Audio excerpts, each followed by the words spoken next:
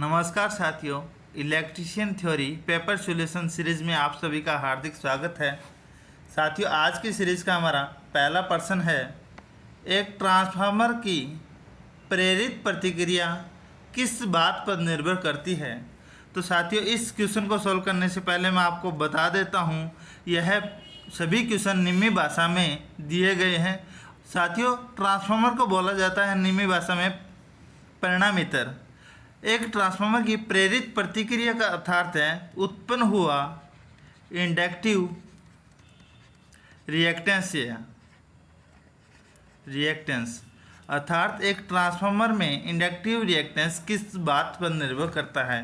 तो साथियों, आप जानते हैं ट्रांसफार्मर का काम क्या होता है, वोल्टेज को बढ़ाना तथा घटाना इसका काम होता है।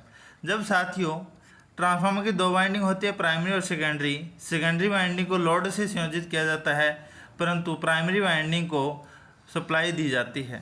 जब इसमें विद्युत सप्लाई दी जाती है तो प्राइमरी वाइंडिंग में उत्पन्न चुंबकीय फ्लक्स तथा सेकेंडरी वाइंडिंग में उत्पन्न चुंबकीय फ्लक्स जैसे ही लोड संयोजित किया जाता है तो दोनों के अंदर चुंबकीय फ्लक्स का उत्पन्न हो जाता है, और इन दोनों की वाइंडिंग के कारण जितना जैसे जैसे लोड बढ़ेगा तो यहाँ पे चुंबकीय फ्लक्स का क्या होगा, रिसाव होगा।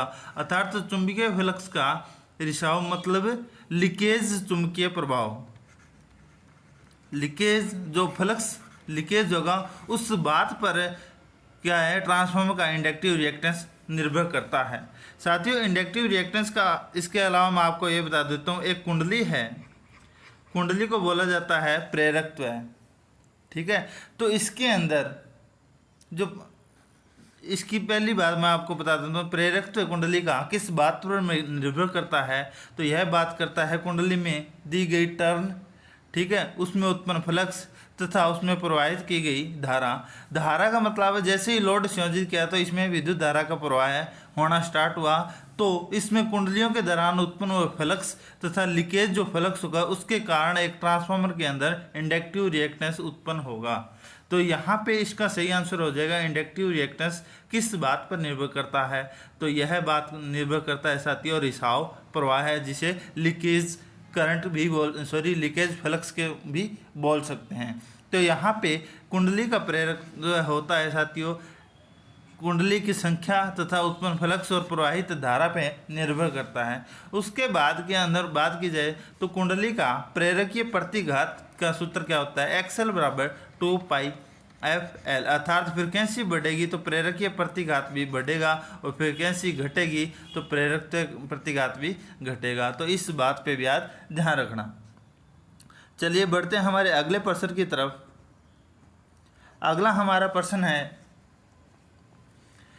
विभिन्न घुमाव के बीच रोधन परीक्षण करते समय श्रेणी में जुड़े परीक्षण लैंप रिक्त स्थान होंगे यदि घुमाव के कुछ हिस्सों में लघु परिपथ होना है। तो साथियों, इसे हिंदी में बात की जाए तो विभिन्न घुमाव मतलब यहाँ पे घुमाव का अर्थ हो गया चालक, क्या हो गया, चालक।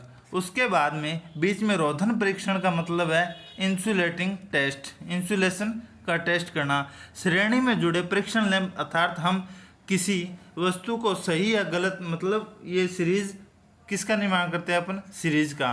तो विभिन्न चालकों में इंसुलेटिंग परीक्षण करते समय श्रेणी में जुड़े सीरीज लैंप पे क्या प्रदर्शित होगा अगर इंसुलेशन कुछ शॉर्ट किया जाए। तो मैं आपको बता देता हूँ, जब साथियों सीरीज के द्वारा किसी मोटर को टेस्ट किया जाता है या किसी वाइंडिंग को टेस्ट किया जाता है या उसका इंसुलेशन टेस्ट किया जाता है तो कुछ अगर हिस्सा शॉर्ट हुआ तो वह बल्ब मंद गति से जलेगा। अगर वह पूरी वाइंडिंग पूरी की पूरी, जैसे एक वाइंडिंग है, पूरी वाइंडिंग सही है तो यह बल्ब फुल जलेगा, मतलब पूर्ण रूप से प्रकाशित होगा। अगर इसमें से कुछ वाइंडिंग शॉर्ट है अर्थात ये ग्राउंडिंग हो गया, शॉर्ट होगी, तो यह बल्ब मंद गति से जलेगा। तो आप याद रखना, निमी भाषा के अंदर घुमाव का अर्थ है चालक, रोधन का अर्थ है इंसुलेटिंग, परीक्षण लैंप का अर्थ है सीरीज लैंप। हर मिस्त्री के पास ऐसा सीरीज लैंप आपने देखा होगा, आपने आईटी की हो। तो अगर चालकों के बीच रोधन परीक्षण करें तो वह श्रेणी में जुड़ा लैंप मंद गति से प्रकाशित होगा। इसका मुख्य कारण है कि कुछ न कुछ हिस्सा लघु परिपथ या शॉर्ट है। तो चलिए बढ़ते हैं हमारे अगले प्रश्न की तरफ। अगला हमारा प्रश्न है साथियों, परिणामित्र अर्थात ट्रांसफार्मर के लिए श्वासी, श्वासी का अर्थ है यहाँ पे ब्रीदर का है, या ब्रीथिंग का मतलब श्वासी होता है, में प्रयुक्त रसायन में कौन सी गुणवत्ता होनी चाहिए। तो साथियों मैं आपको बता देता हूँ, एक ट्रांसफार्मर है, ट्रांसफार्मर में ब्रीदर लगाया जाता है, एक पार्ट है उसका ब्रीदर। ब्रीदर का इंग्लिश हिंदी में अर्थ होता है श्वास लेना या छोड़ना। तो साथियों यहाँ पे ब्रीथिंग या ब्रीदर का अर्थ है श्वासी। तो ट्रांसफार्मर में श्वासी में प्रयुक्त रसायन की क्या गुणवत्ता होनी चाहिए।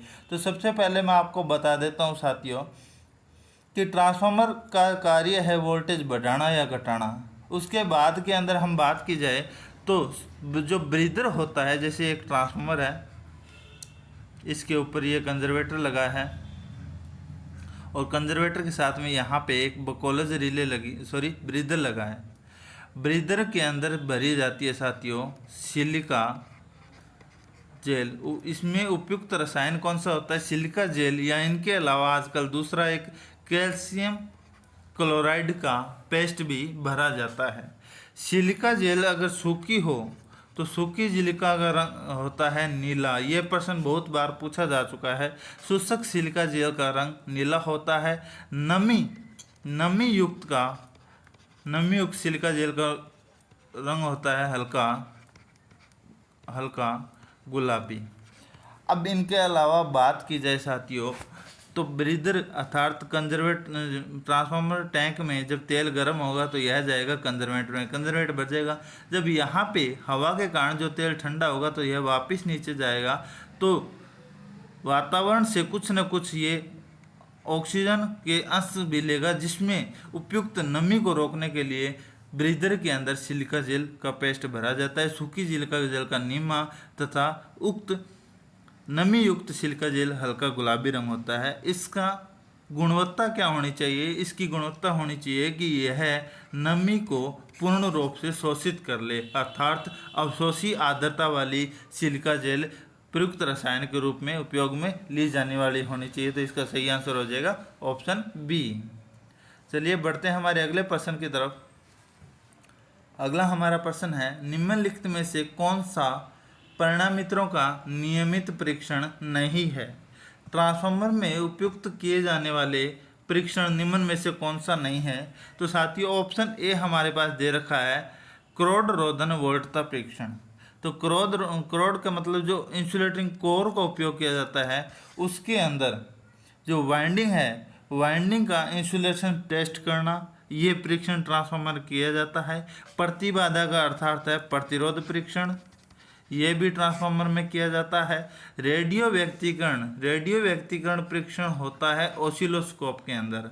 उसके बाद में ध्रुवता परीक्षण कहाँ पे किया जाता है साथियों, एक ट्रांसफार्मर के 3 फेज के 3 फेज होते हैं RYB। जब दो ट्रांसफार्मर को या दो सप्लाइयों को एक साथ कनेक्ट किया जाता है तो इनका फेज क्रम सही होना आवश्यक होता है। तो इसलिए ध्रुवता परीक्षण भी समय समय पर किया जाना चाहिए और निरंतरता परीक्षण मतलब समय समय पर जांच की जानी चाहिए। तो निम्नलिखित में से कौन सा परिणामित्र का नियमित परीक्षण नहीं है। तो रेडियो व्यक्तीकरण परीक्षण नहीं है, क्योंकि यह ओसिलोस्कोप का परीक्षण किया जाता है या जांच की जाती है। चलिए बढ़ते हैं हमारे अगले प्रश्न की तरफ। घूर्णी स्टेटर क्षेत्र और रोटर की गति के बीच के अंतर को क्या कहा जाता है। तो साथियों इस प्रकार के प्रश्न को हम कैसे हल करेंगे देख लेते हैं।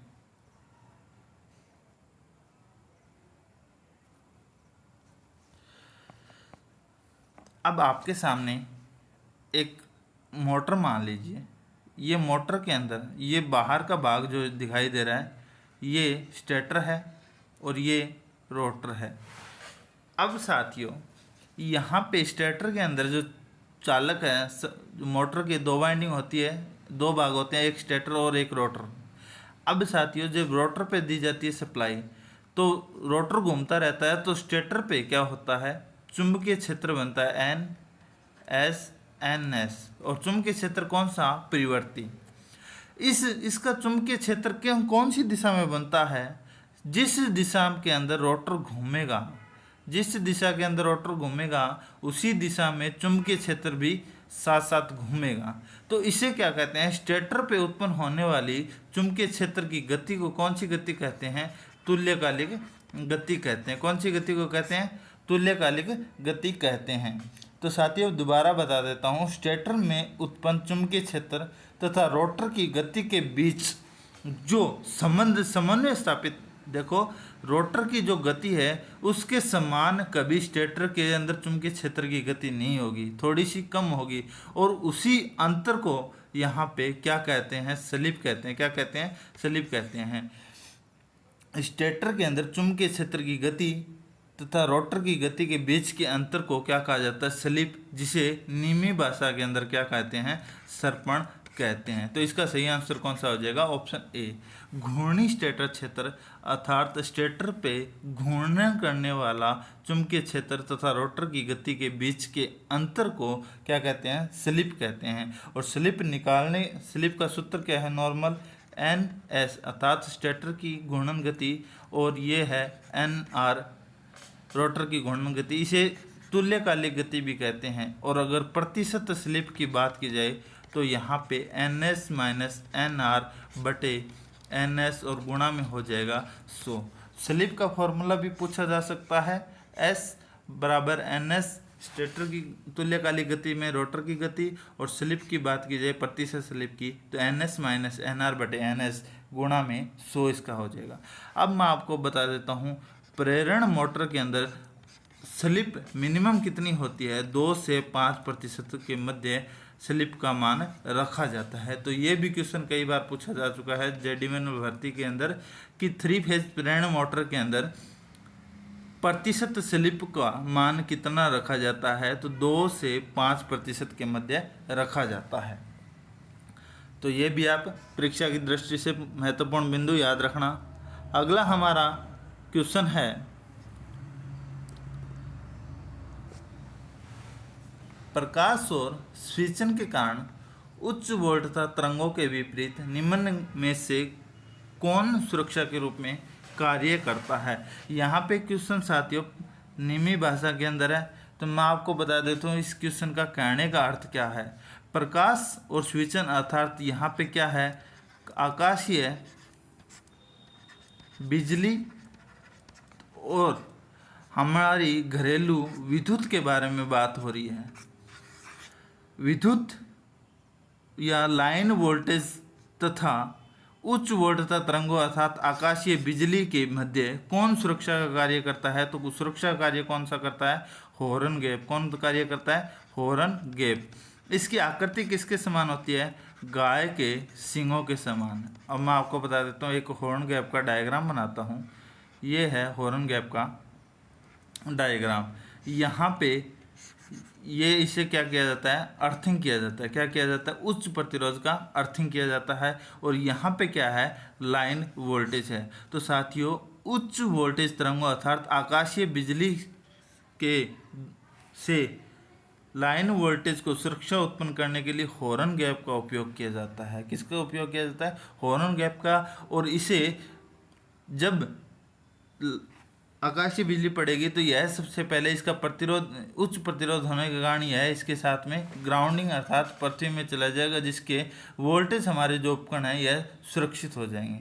अब मैं आपको बता देता हूँ साथियों, ये दो समांतर चालक है, एक जैसे समांतर चालक है। इन दोनों के बीच में कुछ ना कुछ गैप होता है जिसे एयर गैप बोलते हैं। और इसका मान किसके आधार पर रखा जाता है?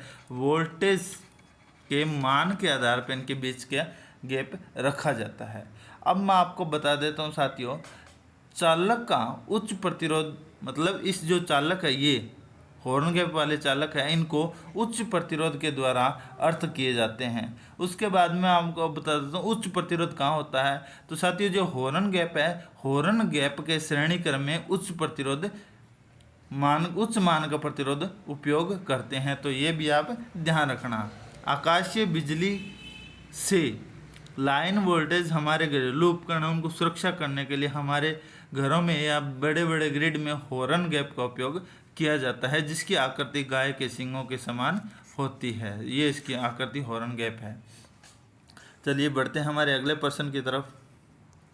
अगला हमारा प्रश्न है साथियों, एक परिणामित्र की क्रोड में प्रवाह इसको भौतिक रूप से विस्तारित करता है और प्रत्यावर्ती चुंबकीय क्षेत्र के साथ थोड़ा संकुचित करता है। इस प्रभाव को क्या कहते हैं? तो साथियों यहाँ पे बात क्या की गई है कि एक ट्रांसफार्मर है जिसमें जब विद्युत सप्लाई जोड़ेंगे तो उसमें फ्लक्स उत्पन्न होगा। तो साथ देखिए मैं आपको बता देता हूँ।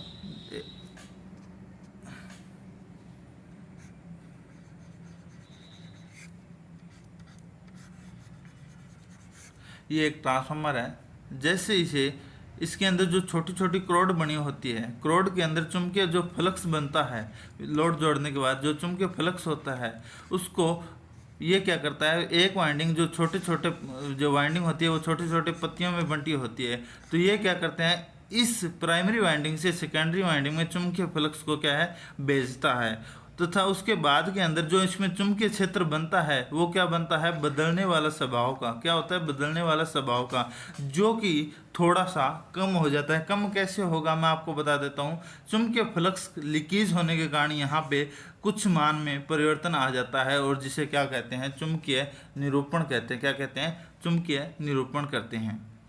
तो चलिए बढ़ते हैं हमारे अगले प्रश्न की तरफ। अगला हमारा प्रश्न है, निम्न में से कौन सा परिणामित्र पर उपयुक्त नहीं है, अर्थात कुछ भागों के नाम दिए गए हैं जो कि परिणामित्र अर्थात ट्रांसफार्मर के भाग कौन कौन से नहीं हैं। तो ट्रांसफार्मर का पहले देख लेते हैं दिक् परिवर्तन। दिक् परिवर्तन क्या होता है, कम्यूटेटर।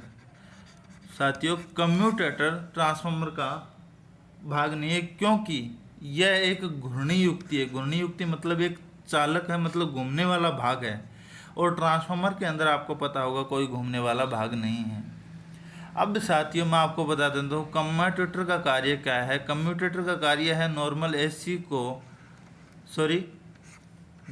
को एसी में बदलना तथा एसी को डीसी में बदलना कहा जाता है, पर ज़्यादातर उपयोग इसका यही है, डीसी को एसी में बदलना।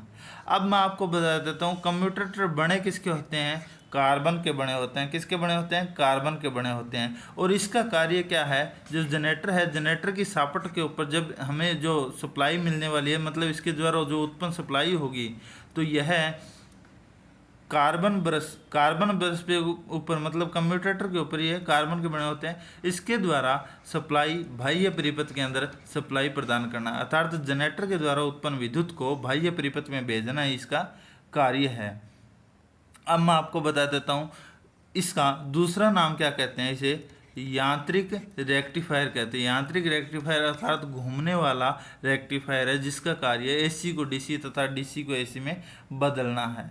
तो साथियों कम्यूटेटर जनित्र में कार्य करते हैं। उसके बाद में अगला भाग है श्वासी। तो श्वासी का अर्थ है ब्रीदर, जो कि ट्रांसफार्मर का भाग है। कंजर्वेटर भी ट्रांसफार्मर का भाग है तथा बकोलज रिले भी, यह भी एक ट्रांसफार्मर का सुरक्षा उपकरण है। तो आपको बता देता हूँ दिक् परिवर्तन जो कि कम्यूटेटर, यह जनरेटर का भाग है, जनरेटर का भाग है। तो इसका सही आंसर हो जाएगा ऑप्शन ए। चलिए बढ़ते हैं हमारे अगले प्रश्न की तरफ। अगला हमारा प्रश्न है, भार स्थिति के तहत दो समान परिणामित्र की दक्षता को किसके द्वारा निर्धारित किया जा सकता है। तो साथियों यहाँ पे की जाइए, भार अर्थात ट्रांसफार्मर का प्रचालन दो भागों में दो प्रकार से किया जाता है। एक तो नो लोड और दूसरा फुल लोड। ट्रांसफार्मर का परीक्षण दो स्थितियों में किया जाता है, नो लोड परीक्षण और फुल लोड स्थिति में। तो साथियों दो परिणामित्र या दो समान ट्रांसफार्मर की दक्षता का निर्धारण करना कौन सी विधि से किया जाता है, यह किया जाता है बैक टू बैक परीक्षण के द्वारा। बैक टू बैक परीक्षण के द्वारा किया जाता है। इस बैक टू बैक परीक्षण का दूसरा नाम क्या होता है, स्पन्नर। क्या नाम है, स्पन्नर इसका दूसरा नाम है। और यह स्पन्नर कौन सी स्थिति पे किया जाता है, मतलब यह परीक्षण फुल लोड स्थिति में किया जाता है। दो समान परिणामित्र की दक्षता का निर्धारण बैक टू बैक परीक्षण फुल लोड स्थिति में किया जाता है, ये भी आप ध्यान रखना। और इसके लिए दो ट्रांसफार्मर का समान या एक जैसी क्षमता का होना तथा उसके साथ में जो लोड दिया जाता है वो लोड का मान भी समान होना चाहिए, तो ये भी आप ध्यान रखना। तो इसका सही आंसर हो जाएगा भार स्थितियों के तहत दो समान परिणामित्रों की दक्षता का बैक टू बैक परीक्षण द्वारा निर्धारित किया जा सकता है, तो ये हमारा सही आंसर हो जाएगा। चलिए बढ़ते हैं हमारे अगले प्रश्न की तरफ। अगला हमारा प्रश्न है साथियों, प्रेरण मोटर में घूर्णन चुंबकीय क्षेत्र की गति को किस रूप में जाना जाता है। अभी मैंने आपको बताया था साथियों, ये है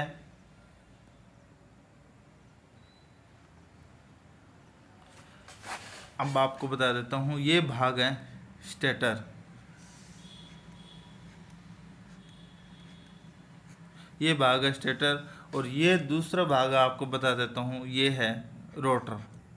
अब यहाँ पे क्या क्या कहा गया है, प्रेरण के अंदर प्रेरण मोटर में घूर्णन चुंबकीय क्षेत्र, जैसे साथियों जैसे ही सप्लाई दी तो इसके जो पोल हैं, बाहर के पोल हैं एन एस जो परिवर्तित होते रहते हैं, ये परिवर्तित हो गए, जिसके कारण इसके अंदर रोटर है, रोटर घूमेगा, ये क्लॉकवाइज या एंटी क्लॉकवाइज दोनों तरफ घूम सकता है। यहाँ भी बात वो नहीं है, बात क्वेश्चन को समझने की करना कि जैसे ही चुंबकीय क्षेत्र बनेगा तो रोटर घूर्णन गति स्टार्ट करने लग जाएगा, और रोटर किस तरफ घूर्णन गति करने लगेगा, जिस तरफ चुंबकीय क्षेत्र का घूर्णन हो रहा है, जिस तरफ चुंबकीय क्षेत्र बनेगा या घूमेगा उस तरफ रोटर गति करना स्टार्ट हो जाएगा।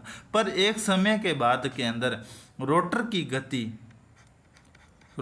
गति बढ़ जाएगी, किससे, स्टेटर या इससे बाहरी जो स्टेटर का जो चुंबकीय क्षेत्र उसकी गति से, और चुंबकीय क्षेत्र की गति को अभी मैंने आपको बताया था क्या कहते हैं, तुल्यकालिक गति कहते हैं। और ये तुल्यकालिक गति किस बात पर निर्भर करती है, तो मैं आपको बता देता हूँ, ये बात पर निर्भर करती है कि n बराबर F गुणा में 120 बटे P, अर्थात ये गति है जो डिपेंड करती है फ्रीक्वेंसी तथा पोलों की संख्या के बराबर।